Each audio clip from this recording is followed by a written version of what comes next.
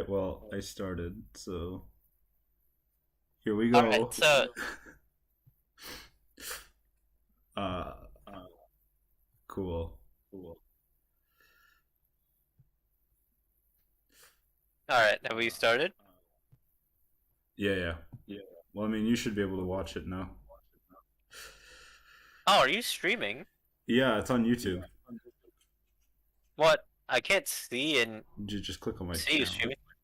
Oh, there it is. Yeah. You can tell me how the audio Oh, is. oh my God, I can hear myself. Pretty cool. Pretty cool. Oh, fuck. All right, you want to start? What was it? Oh, you know what? I'll start. Yeah, go ahead while I change the title.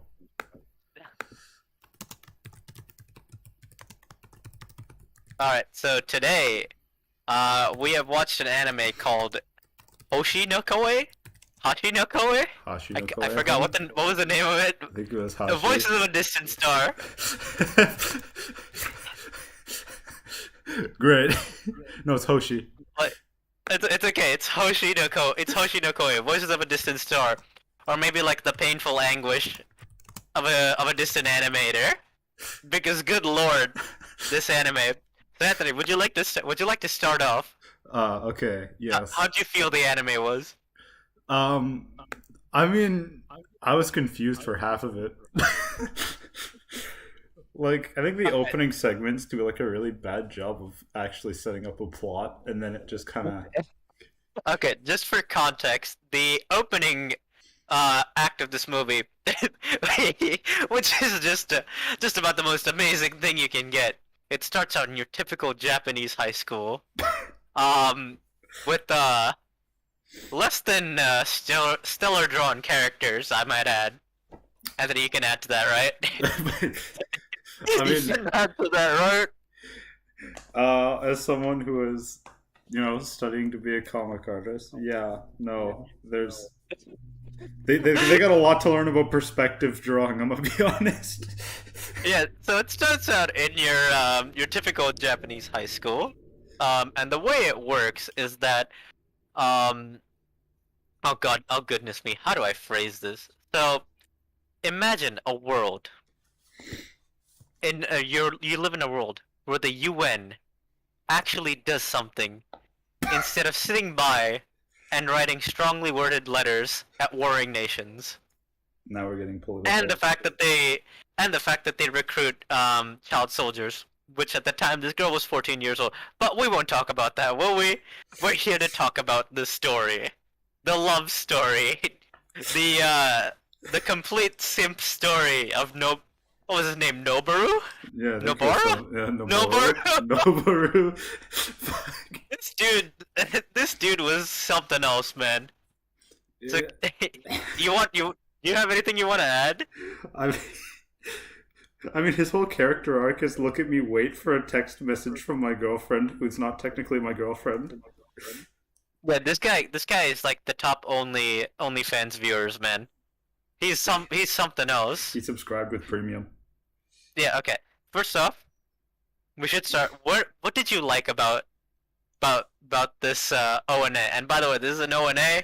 It's only 25 minutes. Yeah.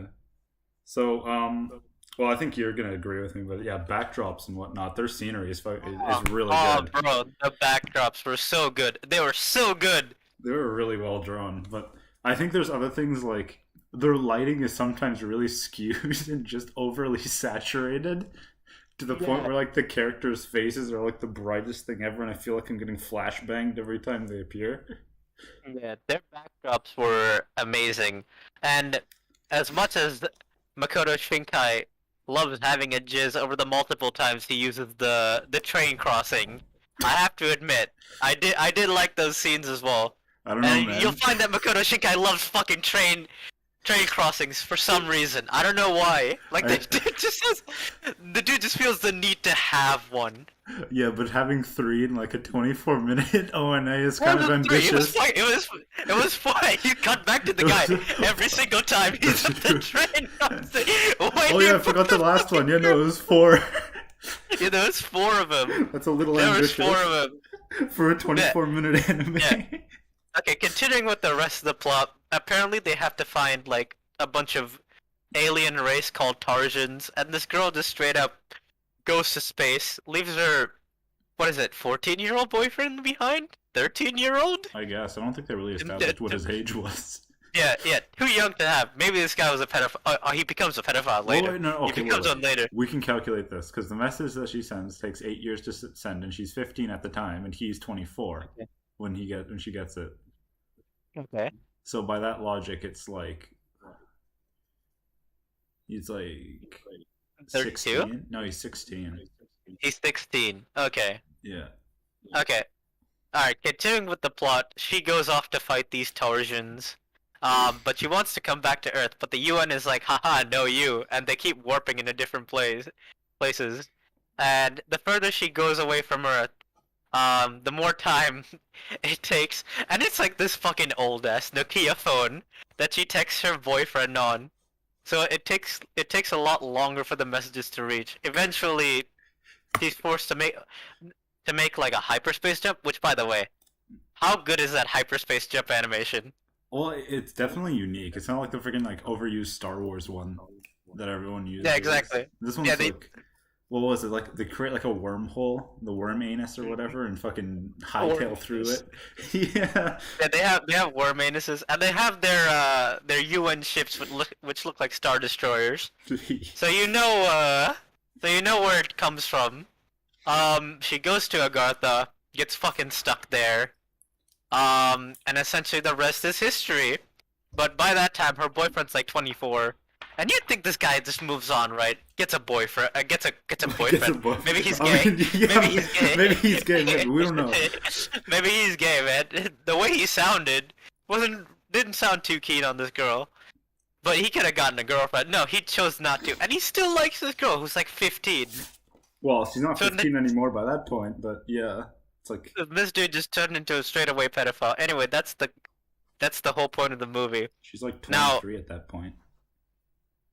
stuck in a 15-year-old girl's body. I guess they just never showed her grown up. Exactly. So you kind of get like the vibe of 5 centimeters per second. Well, it's And definitely you've one seen of the 5 centimeters earlier. per second. Yeah. It's definitely one of like the older works that he's done. That's like kind of showing the development of style. Well, clearly this guy didn't know what perspective was because if you No. take, good lord, tell him about the perspective, please, for the love of God. Not even I can word that. So there's a lot of scenes where they try to make perspective correct.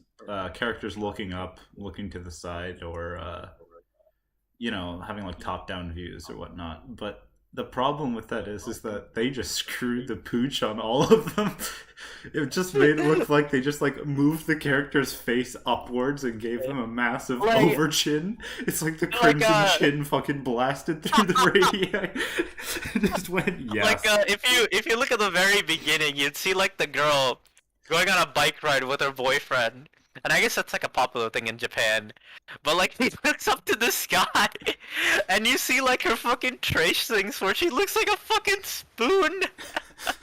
Fucking her Like, hair it's- was so short too. Like they just screwed it. It was like a fucking tape line of hair. Yeah, you can definitely tell this is like Makoto Shinkai is like probably maybe his first. Maybe his first. I think so. I'm not too sure on it. We'd have to But good check, lord. but yeah, no. One of the early ones. It ends on like a cliffhanger. Well, not a cliffhanger, but bittersweet. We won't spoil the ending though. But apparently someone said it's like Ava. I mean, other than the mechs, bro. I don't think it's got nothing to do with Ava. And that the dude looks like Shinji. I thought the dude looks like Shinji. Looks like budget Shinji, but yeah. They also do not know how to draw shirts properly. Considering Oh, the fact that it yeah. looked like a piece of paper mache. Yeah, another thing is like doing clothing folds can be like a really big pain in the ass. I understand that. But at the same time, it's like, oh, That was literally just like a scrunched up paper mache that they were wearing over their bodies just because why not? He It didn't have was the so budget, so just scramble something up. it was so fucking bad. It's like yes, you can do clothing folds, but when you like put too many folds in it, it stops becoming cloth and starts becoming raw paper or leather. I don't know what the hell these people were wearing, but goddamn. My man did not iron his shirt for this shoot. No. Um, so essentially it's just 25 minutes long. Pretty short. But, Anthony, would you recommend it to anybody? I mean, as like a piece of history, yeah. If you're like looking to pass some time, yeah. If you want a good anime that you can really invest yourself in, no. Oh, no. You'll probably get bored pretty quickly. I second that statement. I think, if you're looking for something serious, this ain't it. But, if you're looking for something in the lines of, in the terms of, animation and style, where essentially it just goes back to like those 2007 anime memes Yeah, where you see they're- like the big eyes, they're all separated, and like the aspect I forgot to mention one thing. Remember the fucking aspect ratio? yeah. Because on my computer it rendered it as like it like made the little black boxes around it. So this is from 2002, by the way. All hand drawn, but good lord. God, I should whip out the CRTV or something. I would definitely recommend it if you're just bored, or maybe you're just on acid or something like that. Or if you kind of want Go to see give it a try. where he came from. Or if you want to see where Makoto Shinkai came from, and then you want to see like his undying love and affection for Trains. train crossing, for trains and train crossings. This is definitely like a prequel to what do you call this? Centimeters. 5 centimeters per second. Yeah. 20 meters per second. 20, yeah. 20, of course, 20 meters per second, bro. My brain. It's Not dead. 5 centimeters per second. No, 20. We need to extend that. But other than that, I honestly enjoyed it. Yeah, it wasn't bad. I think the dialogue was a little bit to be desired because, again, you understand like half of it, and the rest is kind of just gibberish that you just expected to know. Yes, never forget. You will never understand what a Tarsian is. Yeah. Oh, that's the other thing. They use CGI quite a bit for mechs, the Tarsians, and ships. The CGI, it's well, they tried. Well, they use They CGI tried. for that one door too, in like the opening. Yeah, they scene. use it for like one door. Well, It's in the beginnings. yeah. So the Tarsians look like dog shit, and the mechs actually don't look that bad. I'm gonna be honest. Those things are pretty good, and the ships are not that bad either. The Ava mechs aren't half bad. Yeah. But yeah. But other than that, yeah. yeah, other than that, there's nothing much. Go watch it. Support the official release. Totally. Yeah. Support the official I release. don't even know if you can still buy this thing, but if you can, then yeah, go for it. I mean, Makoto Shinkai, he's got his works. It's Makoto Shinkai. You can just go buy pretty much any of his other works because Exactly. honestly, they're pretty good. Alright. Thank you for listening, and tune in to see the next one.